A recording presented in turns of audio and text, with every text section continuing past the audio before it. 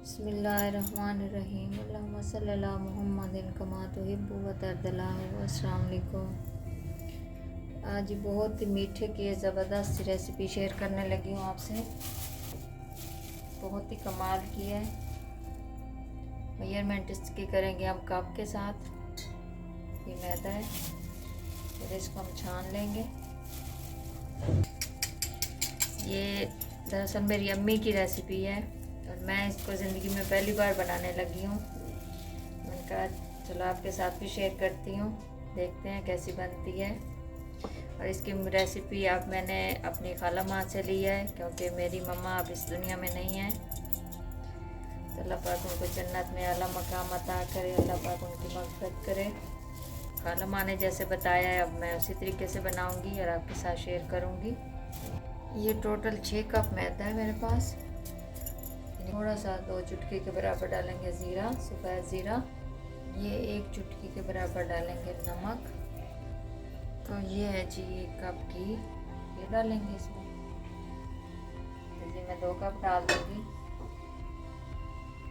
तो 4 कप हम इसमें डालेंगे चीनी। मैदा थोड़ा फाइन होता है, इसलिए वो 1 किलो में बना 6 कप से थोड़ा सा ऊपर था। और चीनी थोड़ी सी मोटी होती है, तो इसलिए ये बनी 5 कप। ये 1 कप है, ये हम बचा लेंगे। तो अब हम करेंगे जी इसकी मिक्सिंग पहले हल्के हाथों से। माशाल्लाह ये इतनी ज़बरदस्त और इतनी खस्ता बनती है ना, बहुत ही कमाल की। आप इसको 1 माह के लिए स्टोर कर सकते हैं, जब दिल किया गरम किया, और मज़े के साथ इसको एंजॉय करें, खाएं। 1 महीने बाद भी इसको आप निकालेंगे तो ये इसी तरह ही होगी जैसे ताज़ी बनी है, इतनी खस्ता हो। ना ये अकड़ेगी, ना सूखेगी, ना ये इसका जायका चेंज होगा। तो ये है जी इसकी मिक्सिंग का तरीका। इस तरह एक ज़र्रे को इस तरह मसल के हमने मिक्स करना है, ताकि जितना भी मटेरियल इसमें डाला है वो तमाम का तमाम एक दूसरे के साथ अच्छे से जुड़ जाए। ये देखिए। तो अब है हमारे पास गर्म पानी, बहुत गर्म नहीं, ना ही बहुत ठंडा, बस नीम गर्म है। तो इसके साथ हम थोड़ा थोड़ा डाल के तो इसकी हम करेंगे, इसको गूंदेंगे।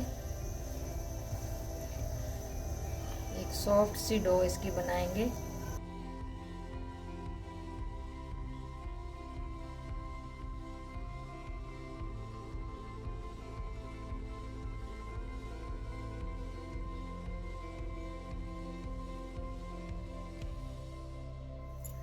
ये देखें जी माशाल्लाह कितनी सॉफ्ट सी डो बन गई है। ये देखें अब बिल्कुल ये एक दूसरे के साथ जुड़ गई है।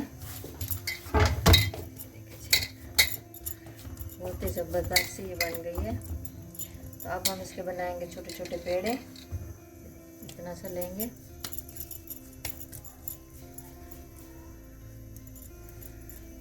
और इसको ना हम ऐसे दोनों हथेलियों के बीच में बनाएंगे, बिल्कुल परफेक्ट बनेगा। ये देखिए इस तरह इसके बनाएंगे। इसी तरह से आपके बना के तो फिर आपसे मिलते हैं। तो ये देखें जी ये माशाल्लाह सारे मैंने इनको बना लिए हैं। अब ये इनको बेल के तो फ्राई करें। बेलन से इसको बना लें, चाहे तो हाथ से बना लें, क्योंकि हाथ से भी ये बहुत इजी बन जाती है। ये कोई इतना इसको मसला नहीं है बनाने का। ये देखें पेड़ा उठाएं और हाथ से ऐसे थोड़ा सा इसको ऐसे प्रेस करें और ये माशाल्लाह बहुत ही ज़बरदस्त सी ये बन जाती है। ये देखें इस तरह का रखना है, ना इसको ज़्यादा मोटा करना है ना ज़्यादा पतला करना है। ये देखें माशाल्लाह इसको, ये हमारी सारी तैयार हो गई। अब हम इसको फ्राई करते हैं। तो ये जी हमने ऑयल गरम करने के लिए रख दिया था, ये अब ऑयल गरम हो गया। अब हम ये एक एक उठाएंगे और आराम के साथ एहतियात से इसके अंदर डालते हैं। ऑयल गरम है तो बहुत एहतियात के साथ डालेंगे ताकि ऑयल उड़े ना। तो कुछ छोटी कुछ बड़ी, बस इस तरह हम इसको बना लेंगे। ये हैं जी मीठी टिक्कियाँ, पंजाबी ज़बान में इनको टिकड़े भी कहते हैं। तो ये वो वाले हम बना रहे हैं। तो इसको बिल्कुल स्लो आंच पे फ्राई करेंगे, क्योंकि इनको हमने अंदर से भी पकाना है अगर आंच तेज़ होगी तो ये ऊपर से बहुत जल्दी इसके ऊपर कलर आ जाता है, तो अंदर से कच्ची रह जाएंगी। इसलिए स्लो आंच पे इसको बनाएंगे। दोनों साइडों से गोल्डन कलर आने तक इसको पकाएंगे। ये देखिए जी, माशाल्लाह ये परफेक्ट कलर आ गया दोनों साइडों से। अब हम इसको निकाल लेंगे। इसी तरह सारे निकाल लेते हैं। तो इसी तरह दोबारा से डाल देंगे बहुत एहतियात के साथ। इसको हमेशा डीप फ्राई करना है, शैलो फ्राई ये नहीं होते। इस साइड को चेंज करते हैं।